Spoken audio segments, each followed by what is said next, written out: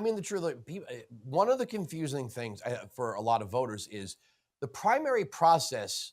And I don't know why it's managed by the Federal Election Commission because it's not really an election. No seat is awarded, right? No office is awarded. The only thing a primary does is ask party members who they want to be the candidate on the official party line. So that could be a mayor's race, a governor's race, the president. I mean, in essence, the party doesn't even have to hold a primary. They could just say, okay, Kamala Harris is our nominee, and if you don't like it, too bad. But we do take the temperature of our party members, Republican, Democrat, Green, Libertarian, whatever. But 3 times now, they've held a vote amongst themselves, and 3 times they've taken the winner out of the race or out of their position. Yeah, it's absolutely right. Look, you're right. Different states can do the primary process differently. In some states, they do caucuses instead of primaries.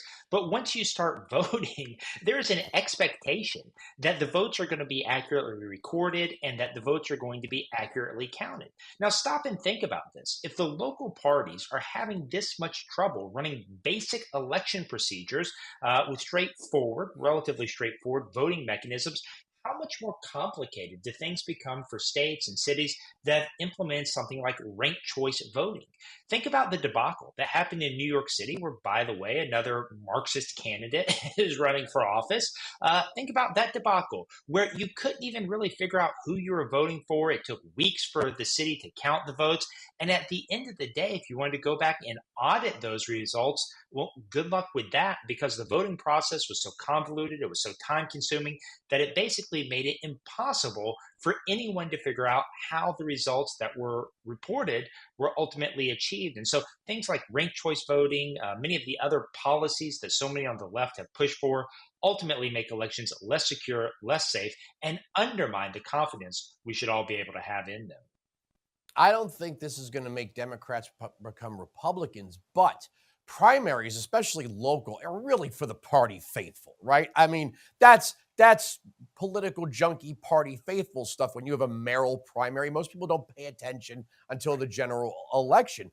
What does that do internally if, again, 3 times, federal level for Biden, national level for David Hogg, and now local level Omar Fata? I'm not defending any of these people, but I mean, this is going to create an internal war amongst the party faithful at a time where Democrats can't afford anything else.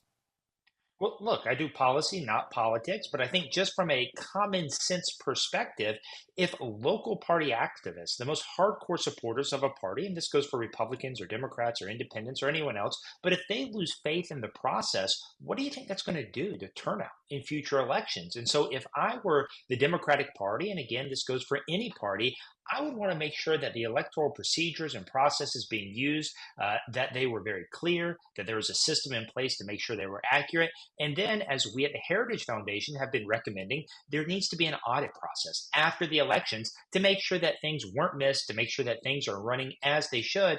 And if you take common sense steps, it will alleviate many of the types of problems that we're now seeing. For full shows, live and on demand, it's Salem News Channel.